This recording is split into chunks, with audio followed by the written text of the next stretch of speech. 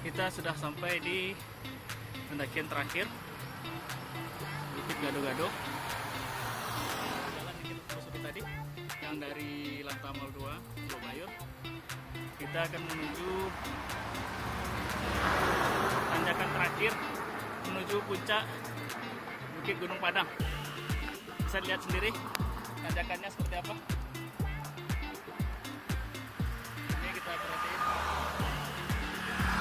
ada kendaraan, mobil dan sepeda motor yang akan naik. Semoga kita sampai di atas. Bismillah.